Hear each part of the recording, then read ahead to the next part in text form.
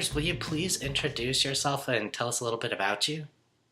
Sure, my name is Carter Brown. I am the founder and director of Black Trans Men Inc.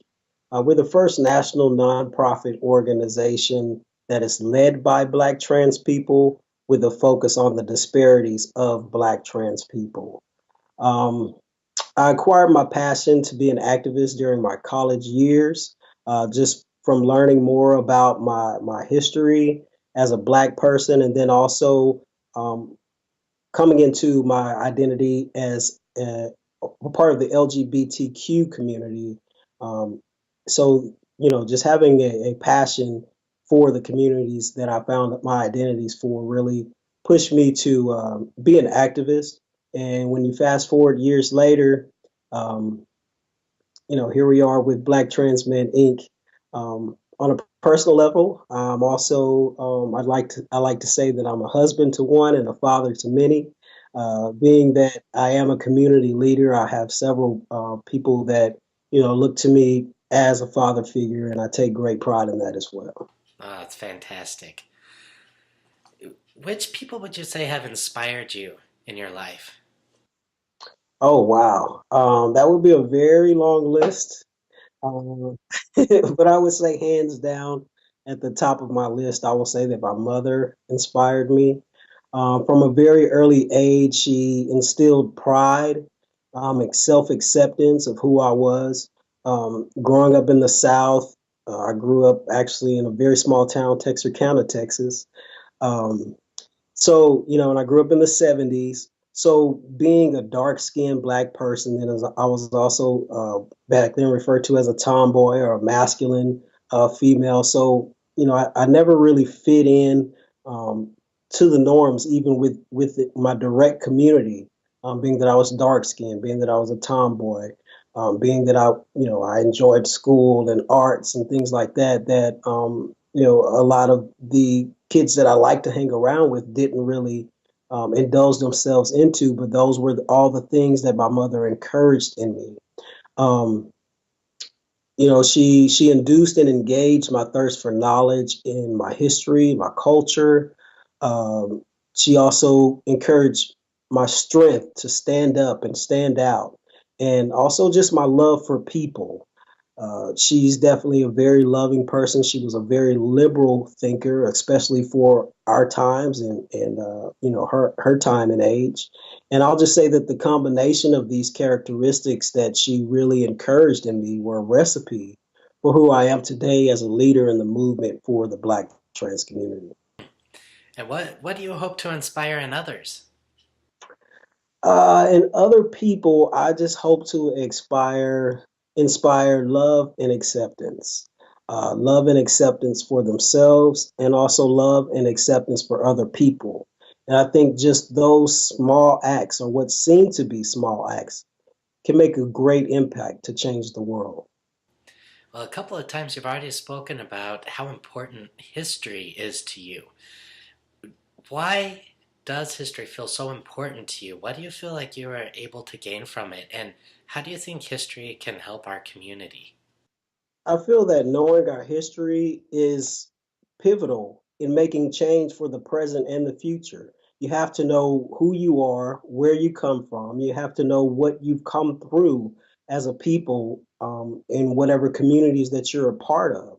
You have to have this consciousness of what has happened and taken place to know where the changes could have been made towards greater progress, as well as knowing what changes need to be made in the future and how you can strategize and organize in order to get those things done, looking at the successes and the challenges of your history.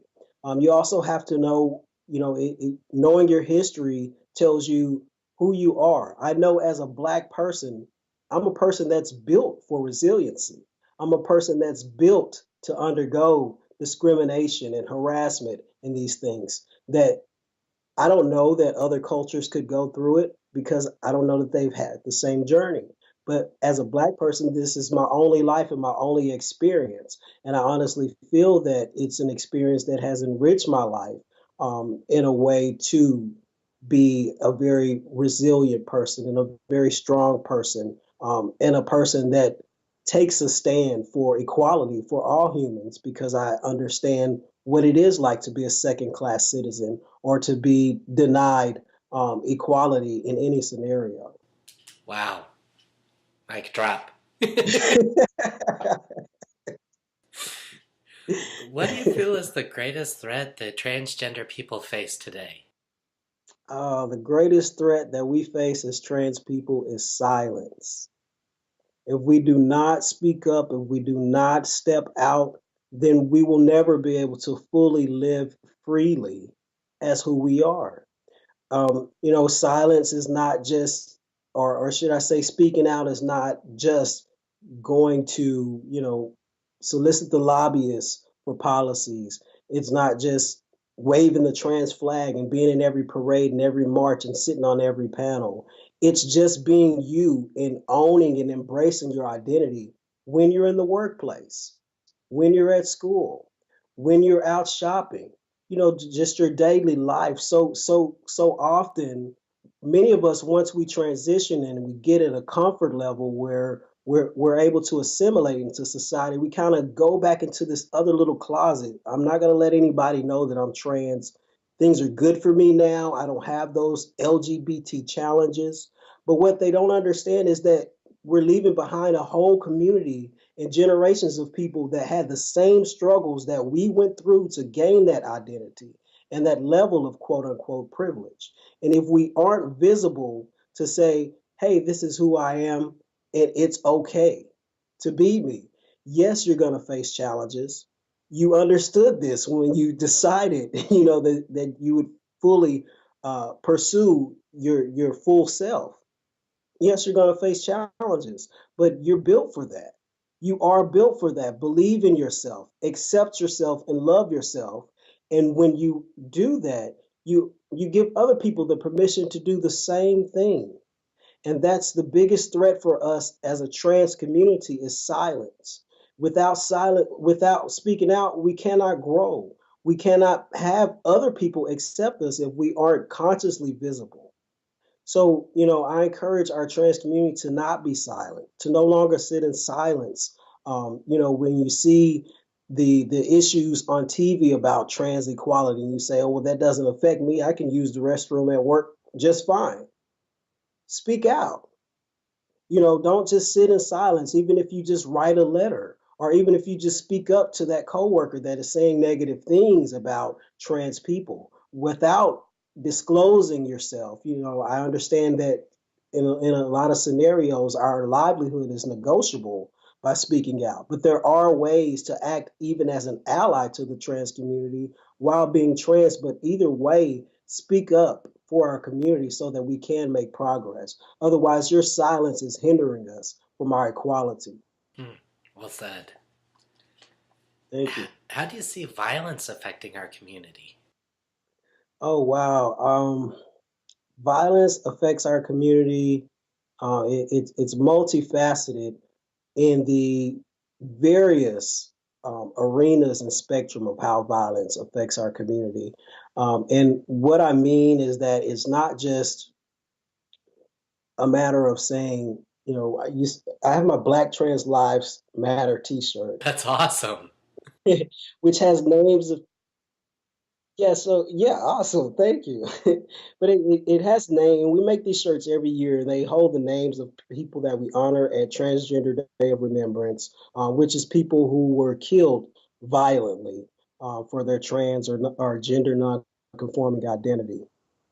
But we need to know that violence towards the trans community is not just this. It's not just TDOR and the news headlines that they found another woman, badgered to death and so forth and so on, which are all traumatic and unfortunate every time we hear about it. But we need people to understand that violence is inflicted on the trans community on a daily basis. We're talking about at work, at school, going out shopping. And there was actually recent statistics published from the National Center of Transgender Equality.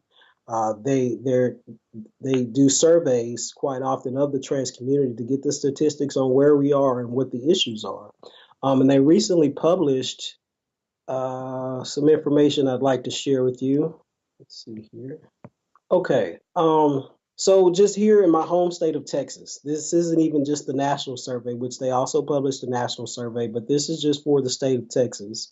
It showed that 73% of those who were out or perceived as transgender at some point between kindergarten and 12th grade experienced some form of mistreatment, such as being verbally harassed, prohibited from dressing according to their gender identity, disciplined more harshly, or physically or sexually assaulted because people thought they were transgender. I also want to share another statistic. It says that the same survey shows that 24% have gone through some type of discrimination while trying to access public accommodations, including verbal and physical attacks from staff and employees. And this is public accommodations. We're talking about out at retail stores or restaurants. And these are the things that we're going through. 60% of transgender Texans reported experiences of verbal, physical, and/or sexual assault by police officers who knew or perceived them to be transgender. And this is just in Texas. 60% of people who are known or perceived to be trans are facing violence inflicted on them from the police, from the teachers, from in the workplace. So what we see is that violence affects our community in every way, and that we can be subjected to this type of mistreatment on a daily basis. It's something that we are subject to going to school or work or church. It's not just the physical attacks. It can also be verbal, and we see that violence isn't just implemented from person to person. It's also implemented through institutions. It's also implemented through politics and even through religion. So again, violence against the trans community is rampant. And some would say even at an all-time high, the more that we become visible, and those that who do not want to accept it, those are when we see the violence enforced in all of these ways. And what do you feel like is one of the best ways for us as a community to combat that? You mentioned earlier not being silent, speaking up. Do you have other words of wisdom to share with folks watching this? Um, I would say that as the transgender community in general or abroad, I would say that we are making great progress in making changes for ourselves. We see a lot more positive visibility of trans people. We see a trans youth more often, which I think is absolutely beautiful that someone, has the opportunity to blossom in such a liberal way from a young age. And these are things that we see are becoming more normal to see than we saw even just a few years ago. So I think that as a trans community, we're making great strides in our movement for equality and positive visibility and bringing awareness and education to our American society. But I think that what we need is more allies. We really need our allies to step in and assume their roles, um, you know, full heartedly of how they can actually help the trans movement. Do you have any advice too for how trans people can help identify allies and encourage people to be allies? Wow, that's a great question. How to identify allies. Besides the obvious, where we have, mostly our supportive family and loved ones that come to events that we have, or take us to counseling, or sit there at the doctor's office with us when we're nervous about something that some identity discrimination that could possibly take place. These are definitely allies. Because in a lot of ways, just that individual support goes a very long way in strengthening the whole person to have an impact on a community. So these are definitely our allies, your mom or your sister or your friend or that coworker that says, hey, I accept you, and that told Bill don't talk about you that way if you're not around, or whatever the case may be. These are definitely our allies. And we also have allies that are actively a part of trans events, a part of trans activism, um, that we can identify if they are in the crowd. But it's really hard to identify our allies as far as how how committed are you to the cause? Are you an ally as in you're a supporter, or are you an ally as in you stand with me? And this is the part where it's really hard to identify who is your ally, who is by your side in the fight, that is not transgender. And that's really hard to identify. But I would say that, you know, the best places to look for those allies, again, would be in the type of people that we mentioned, the people that are showing up to support us at our events, the people that are supporting us in our individual lives, the best friend or the teacher or whoever it is that's really encouraging you to grow into the best person that you could be. These are the people that we want to be allies. We want these people to move from supporters to allies. And I think the best way to gain those people to be allies is to keep doing what you're doing, as far as just being visible, and transparent in where you are in your transition or your identity, and what you need as a person and what we need as a community. Letting them know what issues you're facing as an individual and what issues we're facing as a community. And they need to see that, up close and personal, because when we see these things on TV, we see a transgender character on this show, or we heard about a transgender person on that news channel. But when we see someone personally and we see how these issues affect the people that we love, as human beings, we tend to get more involved. When my sister had kidney disease, prior to her battling this, I can't say that I was very passionate about even knowing much more about that. She recently was blessed to receive a kidney transplant. Now I'm more interested in being a donor after I saw how it really affected her. She poured tears of joy, just so thankful at a second chance at life, for a chance to live, and with a fulfillment and have a better quality of life. This is the same thing that trans people want. We want a better quality of life.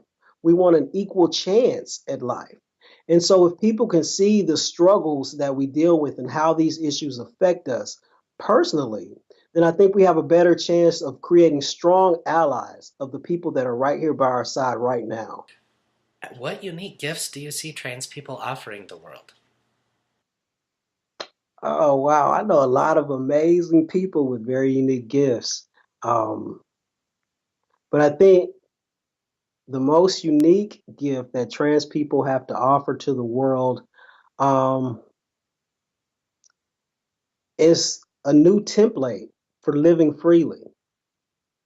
I think that, for most of us, our lived experiences, in both genders, to whatever degree, is indeed a very unique gift and experience. And I think it teaches us that the journey alone teaches us self love and acceptance and pursuit of living truthfully and freely and actually doing it, you know, in spite of whatever challenges, in spite of the losses, feeling that completeness is the journey. And I think that that's an experience that's unique only to transgender people. And I think that it's a very liberating experience that if we were allowed the opportunity to fully share that, with the world, that they too would find it liberating in themselves to be, to live freely, especially in respect to gender expression and gender roles, and how that heavily weighs on our society at large. needless to say, individuals, it can be a lifetime struggle. Not so much a transgender identity, but just various gender expressions and gender roles. You know, we have cisgender men spend their whole life struggling with how to be a man. Am I man enough? You know, women who are battling with, you know, their body image, just like trans people. You know, I don't fit the mold of what a beautiful woman looks like. But as trans people, we see all of our flaws or our own, or what we perceive to be flaws about ourselves, and we find a way to recreate it to the best of our ability. And even when we can't, we learn to love it, you know, and totally accept it. And within that journey, we can see the beauty in other people also. And I think that's something that's, again, a gift that comes with the experience and the journey of a transgender person, and something that I think if we were able to share that with the world, it would definitely make a positive impact on the world as well. Well said. Carter, how do your identities as a person of color and as a trans person challenge and support one another?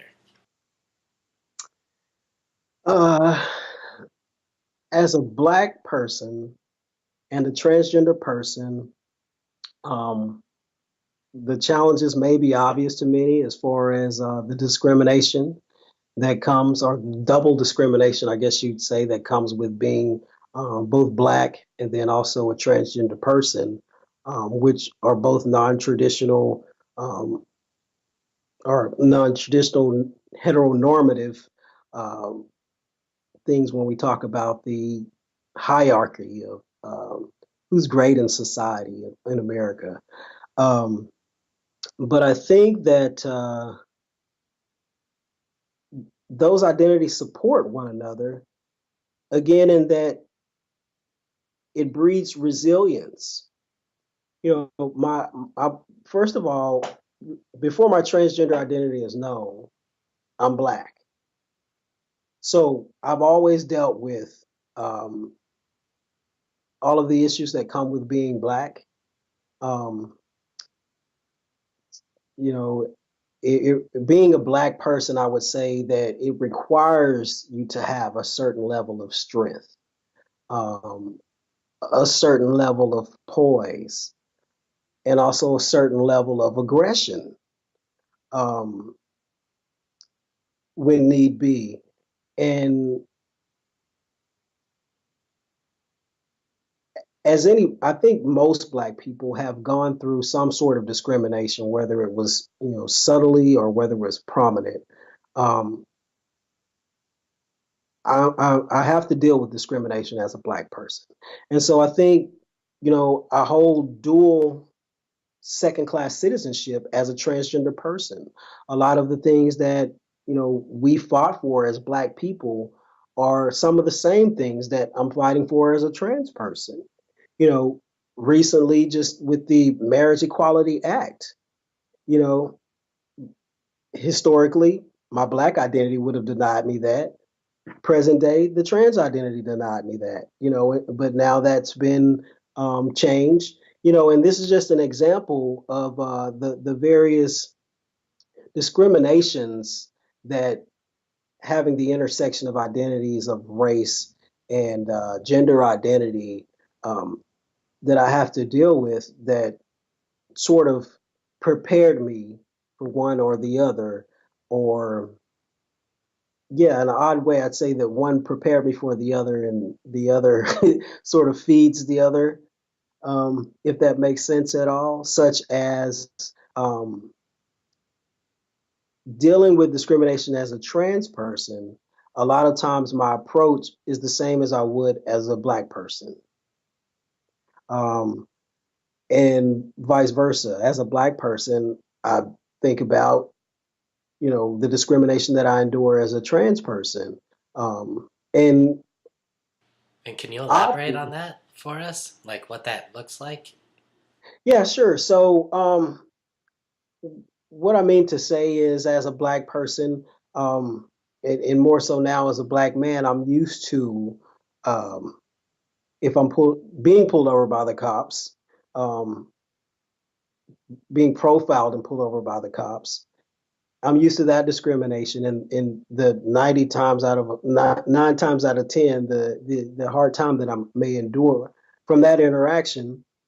But now as a trans person, um, now if I'm pulled over and I'm not thinking, I don't have the mindset, oh, he pulled me over because I'm a black guy driving this Cadillac, then I'm thinking, oh, well, he pulled me over and he's going to know I'm transgender. And then it's going to be, a whole scenario because of that. Or with seeking employment. Oh, are they going to not want to hire me because they don't want another black guy in the office? Or I'm also thinking about, are they not going to hire me because I'm trans, and that's all just a matter of revealing your identity. If I pull out my ID and it still has F on it, but I'm Carter Brown, I have a beard, then, this is going to be a problem. Just the same as a black person, if I were to send my resume and my name is Carter Brown and I have, impeccable, an impeccable resume and references and skills, but then I show up and I'm a black guy with a beard and that's just not what they're looking for in this corporate environment, then that's going to change things for me. So we're looking at the same type of discrimination, but on different facets, is what I mean. I gotcha. Okay. What do you feel like allies struggle to hear? Um, for the most part, I really think that allies get it.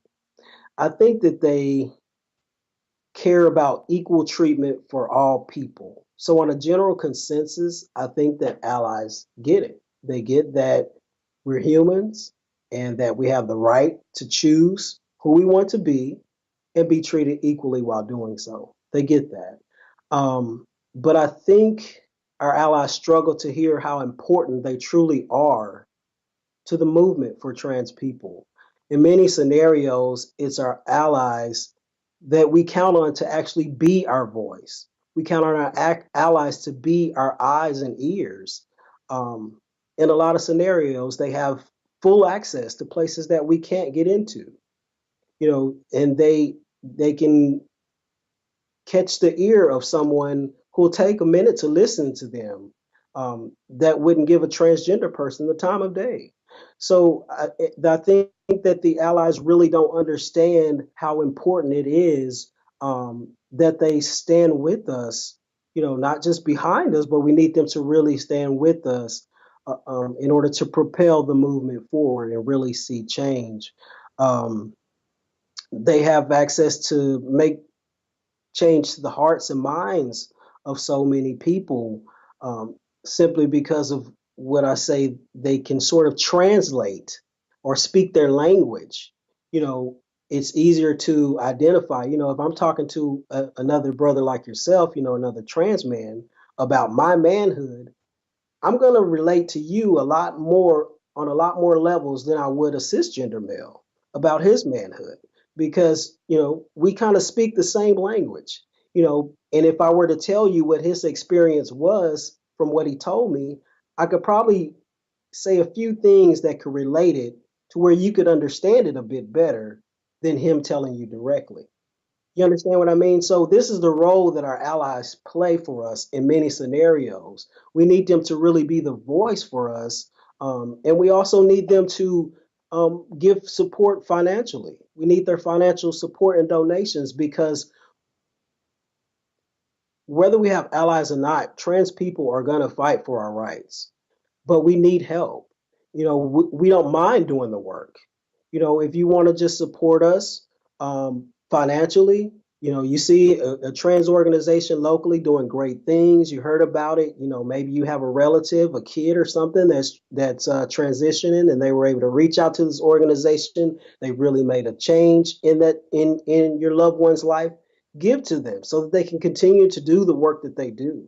People don't understand that, um, you know, trans people on a general consensus don't make as much money as the average person. And so we do still have to work, but we're very passionate about our lives and the lives of those like ours, that we do this work solely, um, from our hearts.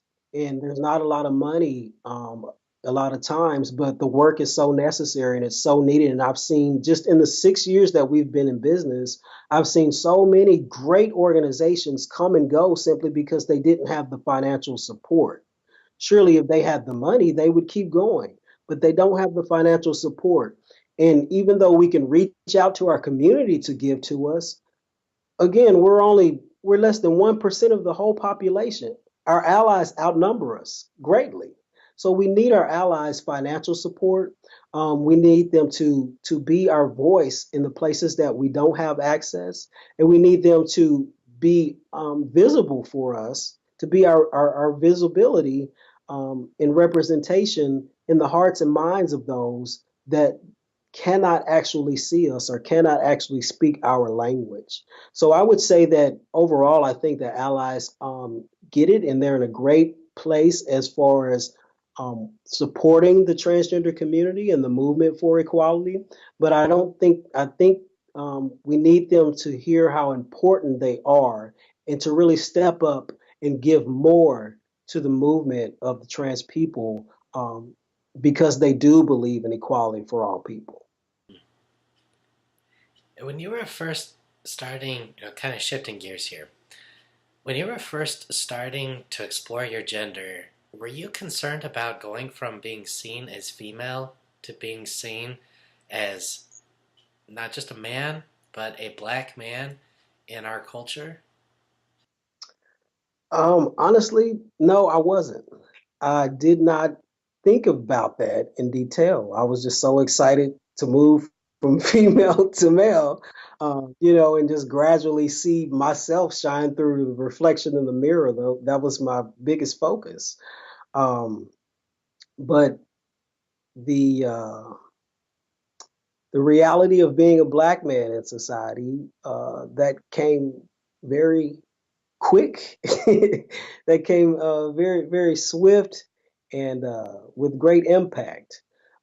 Just learning what it's like to be a black man in society. And I'll be honest, um, I've most of my life I presented as a masculine female, and in most cases, prior to actually undergoing HRT, I was able to assimilate as male in a lot of spaces, meaning that I blended as male quite easily, even though I hadn't taken hormones or done any of the legal changes to my identity. But I'll say that even I was not prepared to step in the shoes of a black man in the world because I had no idea of what all that identity really entailed. I understood that the plight of the black man was a negative one. Just like you, I see all the things that they show in the media each day. And even more so, just the people that lived around me, my brother and how he ended up in jail, having relatives and friends go through things as a black man. I did know that the plight was negative and that it was uh, a great challenge, but I didn't know, again, in great detail from the daily things until I started to undergo those things myself um, post transitioning. And I'll say that, again, it was very eye opening experience for me um, to just kind of go from, because even presenting as a masculine female, I could always fall back on, you know, I'm, a black female, meaning that, I found that actually gave me a little more credit in some scenarios, meaning if I was perceived as a young black man, because again, I was teens, early 20s, so a young black male in a lot of situations and scenarios. If I was seen or perceived as a young black male in some scenarios, I could be seen as a threat, or I could be seen as not so smart, or I could be seen as dishonest. But if I were to announce my identity as, oh, I'm a black female, I'm just presenting masculine in so many words, then it was sort of an ease. Oh, I got a little more credit. Well, maybe you're not so bad. Well, oh, you're college educated as well. Well, maybe you're not so bad. And that was something that I could kind of fall back on. But, you know, full time, when I went through my journey or taking my journey into manhood full time, um, is continues to be an experience, I'll say, because it's not something that you can take off. And it's I've sort of taken a bump down in the societal class of privilege, if there's such a thing. I went from, I mean, a black man in America is like public enemy number one. I mean, it's the most hated, most feared identity in America. And I didn't know the realism of this until I actually began to walk in these shoes. And I very soon found that, as they say, the struggle is real. And again, this we're talking about daily things such as how my interactions go when I go into the corner store, how my interactions go when I cross a lady on the street, whether she be black or white. The vibes have changed from me being just a black female. Um, Had you known what it would be like to be a black man, would that have changed your decision to transition? Absolutely not. Absolutely not. Again, I mean, it has its challenges, but I feel more in touch with myself. Um, I feel whole now, and that's what matters. I mean, you're gonna have your challenge. Everybody has challenges when we're talking about dealing with relationships and society and any sort of interaction. There are gonna be challenges. So I've taken on new challenges indeed. But what matters, what actually fills my spirit and completes my soul, is what I feel when I'm alone. How I feel when I look in the mirror. And those are the things that count for me. Those are the things that enrich my life. I don't find those are challenges in life, but my enrichment comes from within, right? And being able to look at myself. My enrichment doesn't come from somebody treating me bad or mistreating me or not accepting me. Those are my challenges. But my enrichment is liberating myself to live in my truth. And so, if I could do it all over again, I definitely would. I'd probably work out a little more along the way, but other than that, I wouldn't change a thing, Bryce. That's awesome. That's so awesome. How did you come to found Black Transmen Inc.? How did they come about? Black Transmen Inc. came about just from my own search for community. And that's what I wanted to do. I wanted to create the community that I wanted. And, again, that's why that's part of why our motto is to become the change that you want to see in the world, because I honestly believe in taking action towards the things that you say you need and the things that you want. Um, Black Trans Men Inc. came about again in my journey. I transitioned 2001, so that's 16 years ago. Okay, so I transitioned in 2001. Prior to that, I was 27 when I began my transition, but I began sort of blending in society as male or taking on a masculine physical identity in my early 20s, probably about at age 20. Um, and so, I mostly at the beginning of my transition or at the beginning of my journey in the LGBT community, I'll say, and just identifying as a masculine female, um, I found community with lesbians for the most part. Um, and I say I found community in that this is where I can go and be comfortable and people accept me as I am. And this is where I can go and relate to other people that are like me. I found community in that sense. But then as I continued to grow as a person and seek out who I was um, in full identity, the more I became unhappy or unfulfilled with the community that I was in.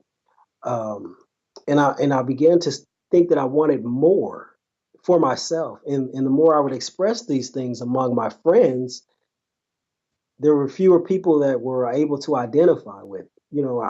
My community was shrinking. The people that I did, the circle of people that I identified with was shrinking when I would say things like, "I wish I didn't have breasts. I wish I had facial hair." You know, I'm tired of being called a female. And these are things that my dear friends couldn't identify with, and they would just kind of pass it off or whatever. But that was a hunger in me that grew more and more. I felt like my development was stunted at some point. And so, long story short, or at least to shorten the story, um, I began my transition by seeking out. I think the internet had just came out. Pretty close. Yeah.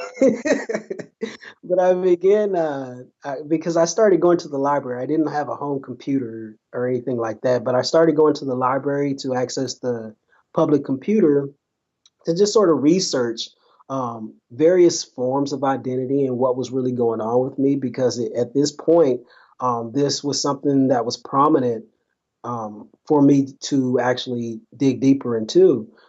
So I started going to the library, doing research, and I found a few Yahoo groups that were very interesting. I found out about transgender, first of all. Then I found a few Yahoo groups. That was the thing back then, before Facebook. And in those Yahoo groups, I learned so much information, and I was just elated, like, oh my God, there are other people like me, you know. Not many near me, but there are a lot of people like me, and to say that they're all over the world, this is amazing.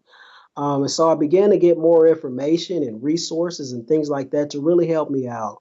One of the most important things that one of the most important resources that was passed on to me was to first seek counseling with the therapist.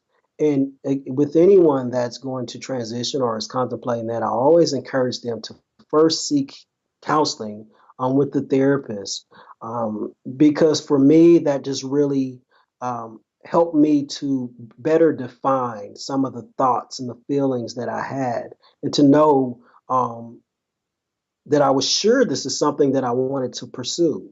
And it also sort of jogged my mind to think about things that I hadn't thought about that come along with the journey, as far as the losses that you may have to take. Um, so, the Yahoo groups, I made a lot of great friendships in there, and I began my transition. I went through the therapy, and I started hormone replacement therapy, and things were going great. I was like, this is wonderful. I'm becoming who I want to be, and I actually have a community. It's great. At the end of the day, I can go to somewhere and actually talk about these things with people that understand me. Um, but then, after a few months, and the hormone replacement therapy began to take effect, and I began to present more male in society, then that's when the social transition kicked in, which I was not, again, prepared for. My social transition as into a black man, and the various things that came along with that. Other black men were suddenly a little more aggressive with me. um, black Even black women who used to be somewhat friendly were now a little more standoffish. Um, you know, People would, or I felt, would assume I was dishonest in any scenario. And these were things that I was a part of my transition that I had not anticipated. And so when I would go back to my community or this Yahoo group and sort of talk to these guys about it, um, most of them couldn't really relate. Most of the guys, or I would say all of the guys, to my knowledge, were white men, white trans men. And again, they were great. They gave me community. They helped me with resources. They were everything that I needed at the time. But then when I got to a point in my transition where I'd become a black man and things got real on that level, I didn't have a community. So again, I'm looking for community in my transition. Those guys would come in there and they have great stories about, hey, my mom just gave me money for top surgery, and I got my date set, and I'm like, wow, I don't know how I'm gonna get top surgery. My mom definitely doesn't have it. I would see those differences in the privileges, whether it be financial ability to transition, or even just the social transition. Again, I'd hear guys come and say, yeah, I was the guy came to fix the plumbing today, and he's referring to me as sir, and he gave me so much respect, and and I went to the store and they were yes sir, no sir, and I got so much respect, and they were talking about advancing into a place of privilege now that they were this wonderful white man in America, versus just seen as, a little white lady or whatever the case may be. And I couldn't relate to that. All of my privilege was the little privilege that I had was absolutely stripped away, and I had no idea how to deal with it, or anyone to talk to about it. I could talk to my other male friends who were cisgender black men about, man, this is messed up. Have you endured this, or what do you do in that case? But then even still, at the end of the day, I had black trans man problems and issues. You know what I mean? And I was desperate for community. And so that's when Black Trans Men Inc. pretty much was founded in 2011. I got on Facebook. I never had a Facebook account, but I heard this thing called Facebook was really great for meeting people. And so I got on Facebook and I created a private group called Black Trans Men. And the amount of people that migrated to the group was absolutely phenomenal. I want to say within the first week, we probably had about 500 men join the group from all over the country. And that was absolutely phenomenal. For me, it was another level of healing in my journey to know that, you know, this is pretty much the end of my identity development so far as the labels go anyway, right? And to know that I'm not actually alone. Because again, at the beginning of my journey, I lived stealth or non-disclosure, as some would say, from 2001 until 2011. I wasn't actually out as trans until, you know, starting the organization. And, I wasn't stealth so much by choice, but by default, simply because I didn't know anyone else. I could stand out and say, hey, I'm transgender, but what good would it do just me alone? And who do I turn to help me fight this battle? So finding other Black trans men was very important to me. And it was wonderful to see that it was important to so many other men. And the community and the unity that was displayed uh, from creating that group has been, profoundly impactful for generations to come. And we decided to blossom from social media group or social media support into forming an actual organization, because once I began to chat with these guys, the other Black trans men in the group, the initial dating of it, I would say, was a wonderful high, just to know, wow, look at all these beautiful men who are like me, and then just to see the the diversity of men. Oh wow, this guy, I didn't even know I could look like that, or I had no idea that there were other gay, or that there were gay trans men, or I had no idea that there were older trans men than I am, and things like that. That was really great to see. But then I also started to know them personally, and the struggles that they went through um, was often, more challenging than what I had gone through. And I just felt like someone really needs to help these guys. They're not only going through the same things that I'm going through, but other things. And we're all having a hard time finding community. We're all having a hard time connecting to those resources. And so I wanted to be the um, the foundation for that. I want it to be the foundation for connecting Black trans people and empowering them with self pride and self acceptance. I want it to be the person or the organization that can connect them with the resources that are trustworthy because we've actually, you know, um, spoken with whoever we're connecting them with, whether it be a medical provider or even just someone to mentor them. Um, I just really saw the importance of all the things that community can offer and all the things that I needed as a Black trans man, and I wanted to extend those things to the Black trans community abroad. And so I'd say we all kind of created this community together, all at once. And what has the organization, what are some of the things that your organization has done that you're most proud of? Uh, Again, a long list. But I'd say we're most proud of the lives that have been saved and the lives that have been enriched since the organization has been in existence. Hands down, I would say that's the most important thing, or the most important thing that we take pride in. Secondly, I say that creating community for the um, Black trans people um, is highly important, and it's something that we've done. Um, and again, not just on social media, but by creating state chapters throughout the U.S., and we're continuing to expand, creating more state chapters. That has been a phenomenal journey in that I've not only seen people gaining community, but people creating families, that are part of one big family, but being able to create families in their local area, um, as well as creating leaders. We've created, I can't say we've created leaders, but we've definitely enhanced leadership skills, creating an avenue for people to be leaders in this movement through Black Trans Men Inc. And I'm again very, very proud of that, and all the men and women that have taken leadership roles, not just with the organization, but with the movement and with their local communities, as being the Black trans person um, to go to when you need community and resources.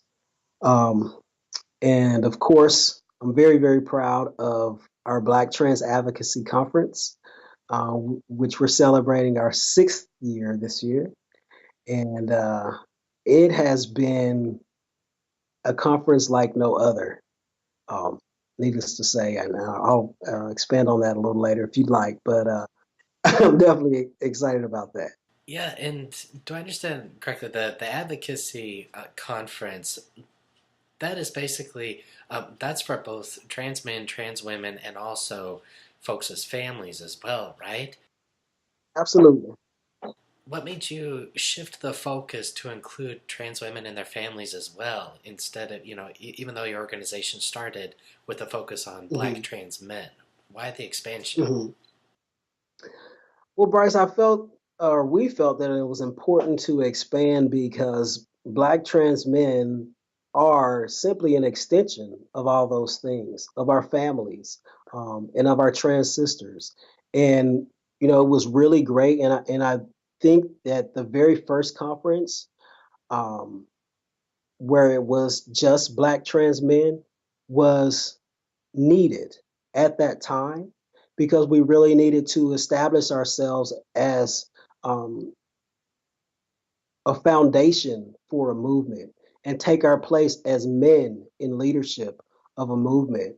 But we first had to understand who we are, and not so much just who we are as an individual, but who we are as a community of men and what we look like as Black trans men, um, on a wider spectrum outside of what we think we should look like, or what you know we should assimilate to look like, but who we actually are, and find confidence in that.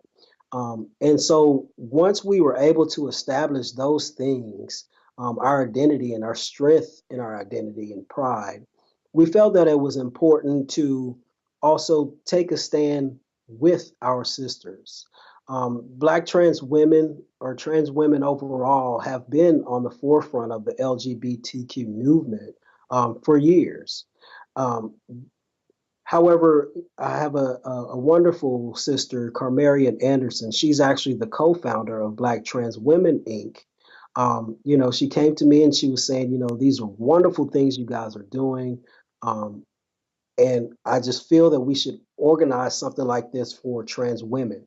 Yes, we're out there and we're visible and so forth, but we need to be organized. And we would like to organize with you guys.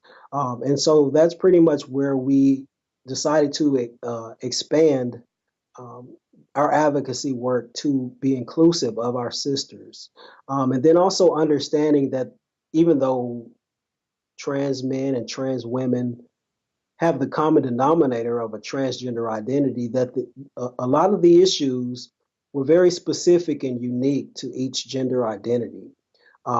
And so, we didn't want to just kind of sweep them up under us and say, oh, yeah, you can come too.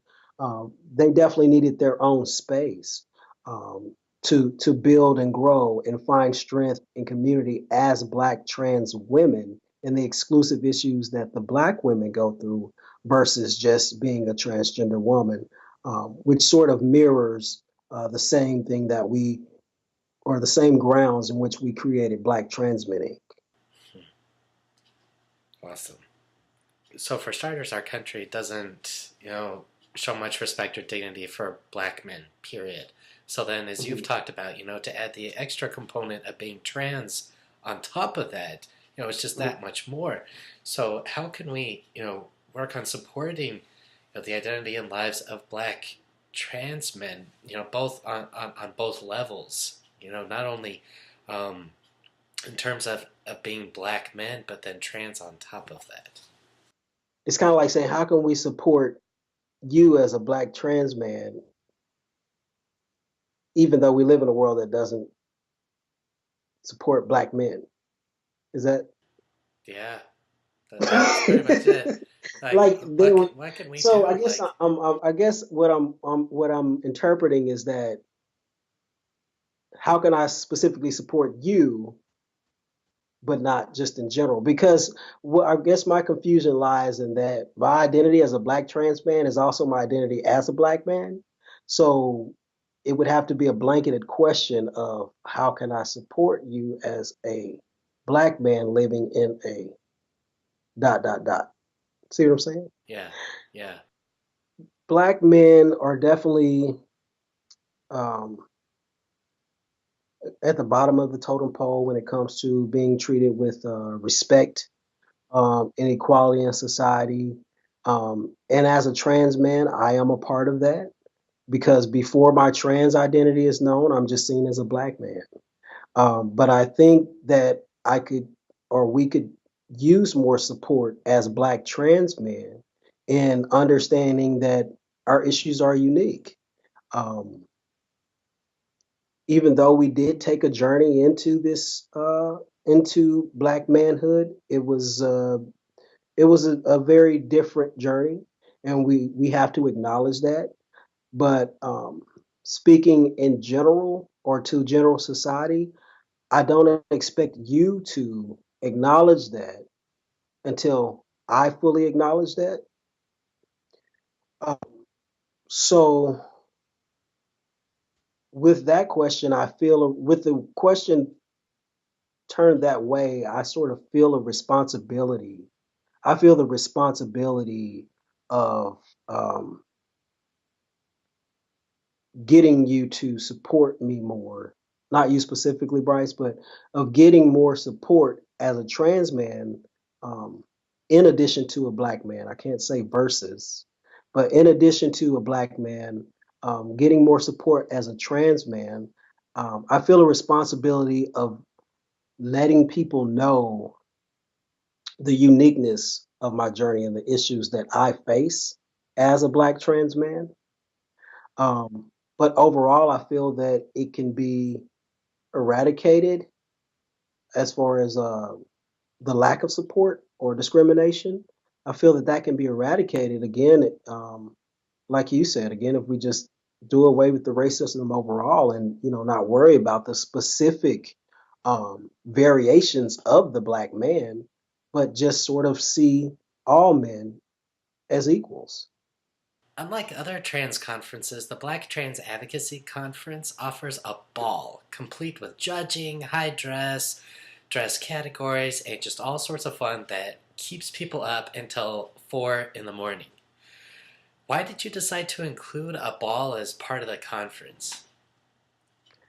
Well, again, with our efforts to reach the entire Black trans community, um, we found that everyone doesn't have the same interest.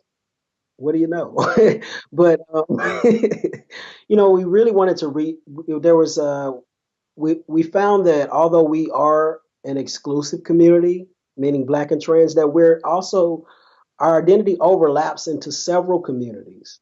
We have Black trans people that are part of the church or religious community. We have Black trans people that are part of the um, pageant community. We have Black trans people that are part of the activist community, and so forth. And so, as an activist, I initially was reaching out to people who, were attracted to activism or advocacy in one way or another, either wanting to take a lead in it or receive support from it. Um, but then, with the creation of, or with the union of great minds and the beauty of the leadership of BTMI and BTWI, the team said, hey, we still, there's a lot of people that we're still not reaching. We have a prison population to reach. We have the entertainment population to reach. And so that's sort of where the pageant and ball came into play. Um, because we saw that a lot of trans people up north, primarily, the culture is very different in different geographics, as we found. So up north, the trans people originally found community in the ball scene, um, or so it's been informed to me. The ball scene is sort of where they would go. After hours, or it'd be a secret location back when it was pretty much illegal to just be gay or trans. And if someone was homeless or abused, they had somewhere to go, and they form families or ball houses. They call them ball houses, but it's pretty much like little families um, within this larger community. So that's just a brief history on balls, but we did find that a lot of trans people were part of the ball scene. And so even though they may not come out to a rally, to advocate with us in that way, they'd love to come and be a part of the ball, you know? And so if we could get them to be a part of the ball, then maybe we can get them to, what I'm saying, eventually become an advocate, right? Or at least be a part of the unit in showing strength in numbers, or at least be the one to go back and tell the people in the ball, hey, there's this great organization and movement that's starting that's really positive, and it's about love, and they even want to include us, and the same with the pageantry system. We know that a lot of the ladies, a lot of the women, a part of their journey is coming through the entertainment industry, as either being, showgirls at the clubs or whatever the entertainment may be. And so um, some of the ladies came up with the pageant because they said, hey, there's a lot of women that are in the pageantry system that we're not reaching. They also need resources. They also have these struggles when they're not on the stage. And so we said, hey, they may not come to a workshop, but they'll come to a pageant. And so, again, we created the pageant, or included the pageant, to be a part of the conference so that we could reach that demographic of people as well. And so, with the fusion of all these things, what has happened is we have created the most spectacular, informative, entertaining, uh, loving, friendliest, most mind blowing week long experience in this conference. There is something for absolutely everyone. And of course, we couldn't forget the family members. That was something that a lot of people, who again did have allies and family support, would want to bring their family with them. I'm also a father and a husband.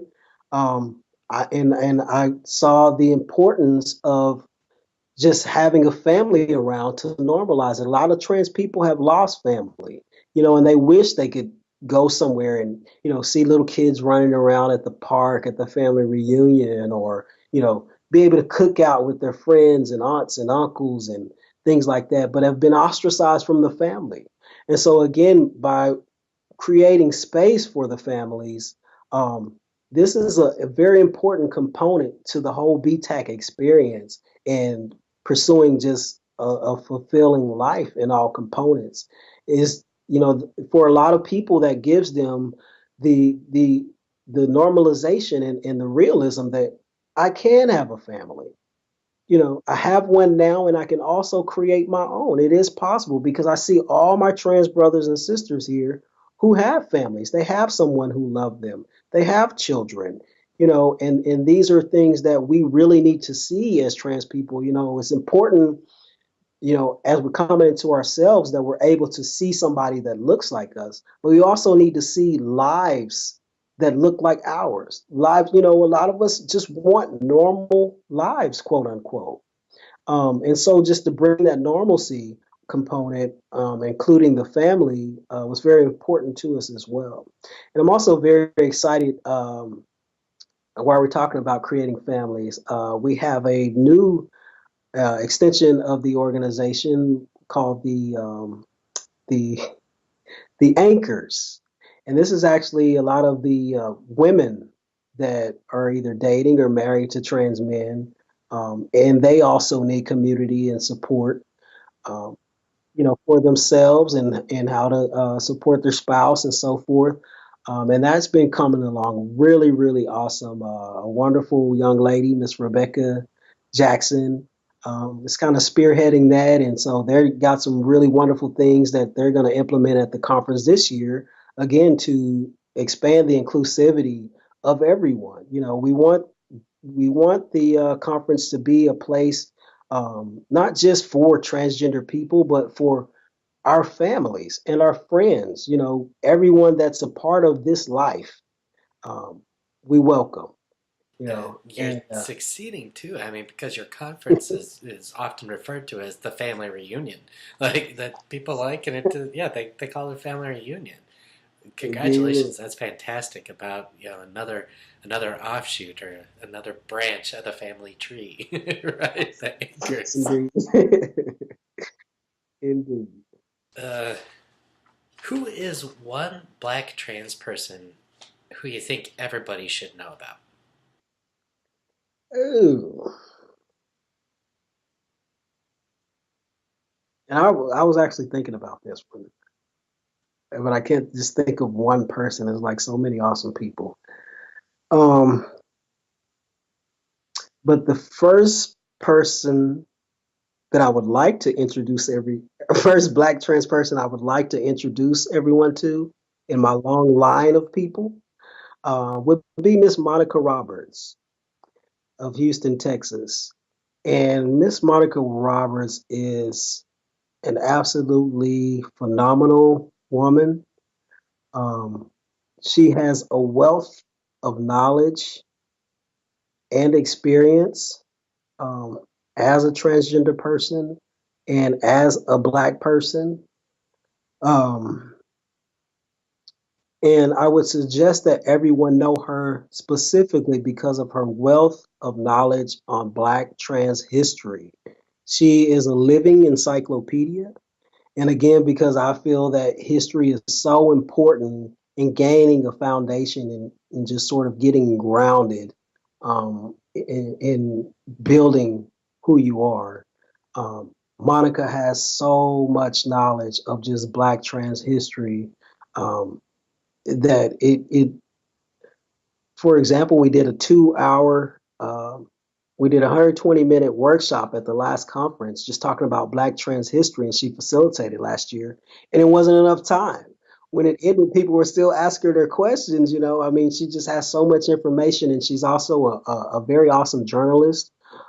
So she's documenting. Not only does she know Black trans history, but she's documenting Black trans history. She has like the number one blog for the transgender community, and I would say on a lot of LGBTQ lists as well. And she's also um, because she's a historian, she's a journalist, and she's also really great at keeping up with the current laws and policies that affect us as a trans community, um, and speaking out on them. So she's definitely a political activist as well. She's a social activist. And just on a personal level, she's a totally cool person. I mean, she'll just sit and laugh with you. I mean, she'll be goofy, you know. So I think she's overall a very, very wonderful person. And she's one of the first Black trans people that I ever knew about, in the public eye on that level. And her level of knowledge of history and culture, her intelligence, and just her overall spirit as a person. She's very humble.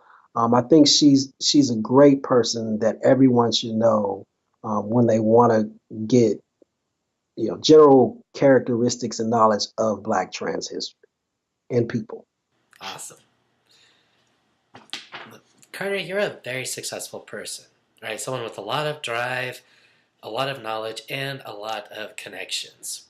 What would you say to people who are struggling, who may have experienced one hardship after another, and may have a hard time hanging on to hope? Uh, well, thank you for your kind words first. It's Thank truth. you very much. Um, I work very hard daily to enrich my life and my spirit. Um, and I work to enrich my life through one, gaining knowledge, trying to learn as much as I can, um, and then also by connecting with the diversity of people.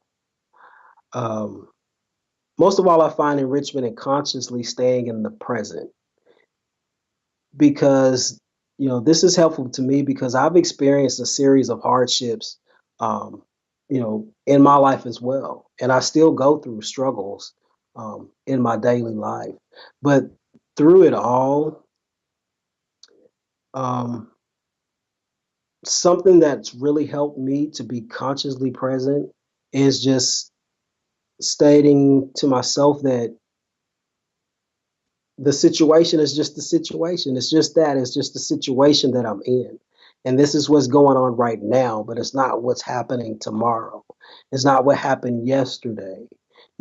Where I'm at right now is not where I was yesterday. So I don't have to hold on to that. I don't have to be upset about that. Yes, it affects me. You will be affected and you will be challenged, but your situation is just your situation. And, to hang on to hope, because you never know what tomorrow is, and I'll say that, you said some very kind words. You said that I had great knowledge and connections and things that would make the common person think, oh, this guy's got it together. He's a hard worker and he's kind of put his stuff together. But I know what it's like to be hopeless. I've been homeless. I've been abandoned. I've been beat up. I've been neglected. I've had no friends. I've been rejected. I've been depressed. I've been suicidal. I know what it's like to be hopeless. We all have our struggles, but I made it through those situations. And this is where I am today. And where I am today may not be where I am tomorrow, but this is where I am today. And so this is where I am. And I just try to stay focused in the present.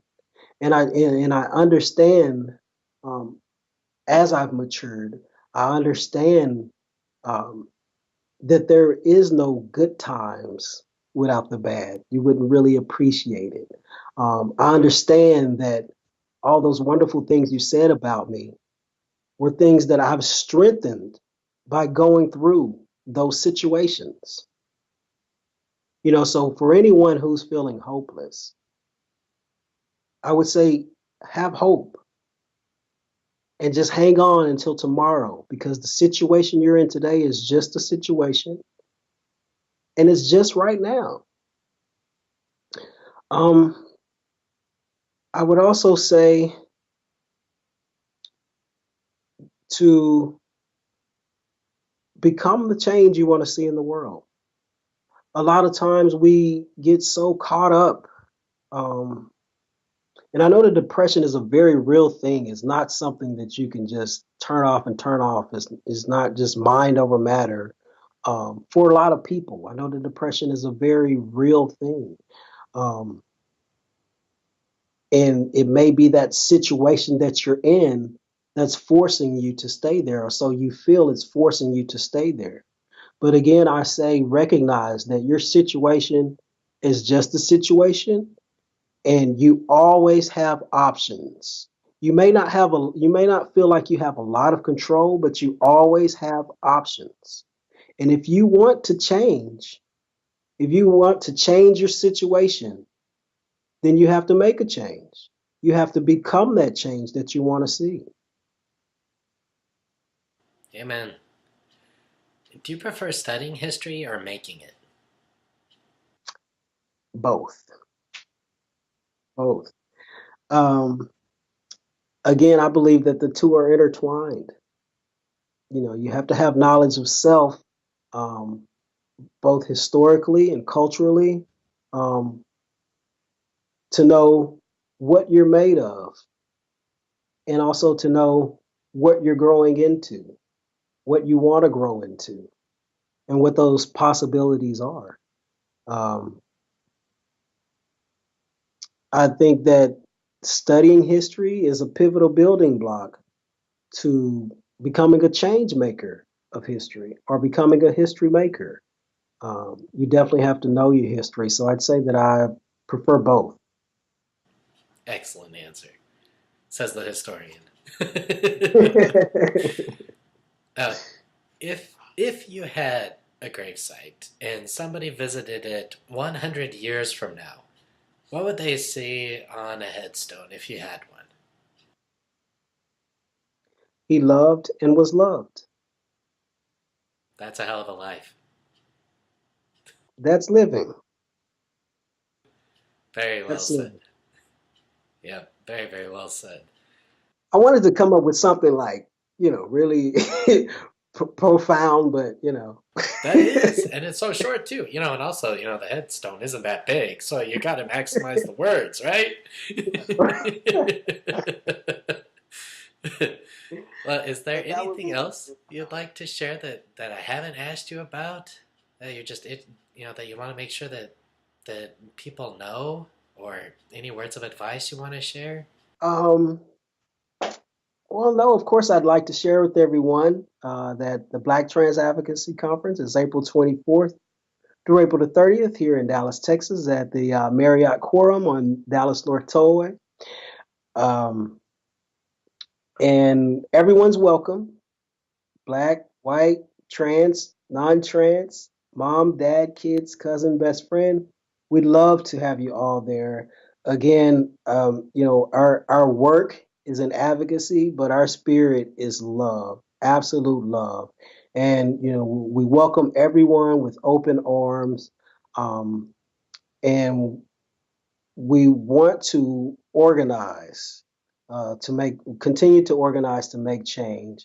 And so anyone who wants to be a part of change towards human equality, we definitely encourage you to come and be a part of BTAC, um, and sit in on the workshops. If you would like to submit a workshop proposal of some information that you'd like to share that you feel the community could benefit from, by all means, uh, log on to our website, btac.blacktrans.org.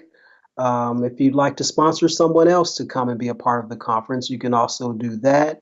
If you have resources or information that you'd like to distribute to the trans community, you're welcome. Everyone's welcome. There's a place for everyone. If you're a medical provider and you'd love to get more information to potential clients, definitely come to BTAC. we'll have a trans people there, looking for reliable and trustworthy and trans friendly doctors and health providers. So by all means, we need you to be a part of this. Um, and what else would I like to say? Can they get Uh, can they get the shirt at the conference? Can they get shirts like the one yeah, you're wearing? yes, sir. You can get this shirt either at the conference, or you can also order it on our website.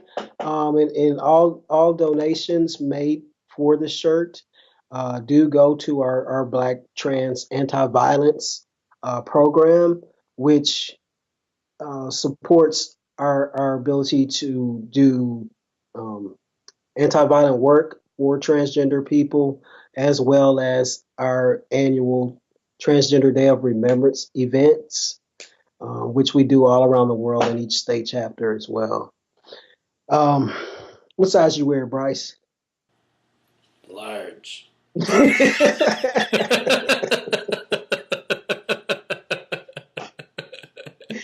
Well, you have to send me your contact info, man. I'll be sure we get you one. Awesome. Thank you. I'd love one.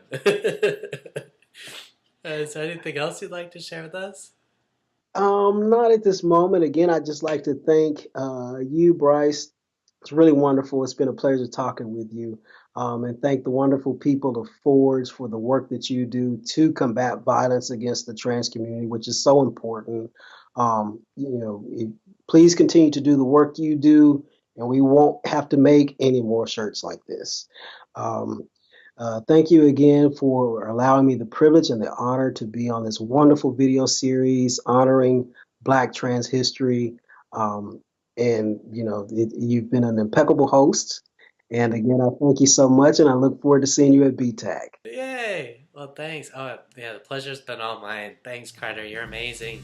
You're amazing. Well, thanks. Have a good one. All right, Bryce, you too, brother. All right. Bye. Bye bye.